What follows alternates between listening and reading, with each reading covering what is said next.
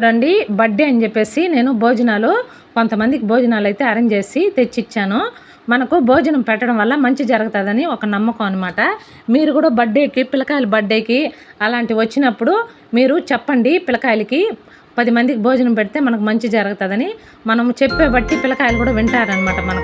నాకు బర్త్డే అని పిల్లకాయలు కేకు తెచ్చారు. మా ఆయన, మా పాప, నేను బర్త్డే జరుపుకున్నాను.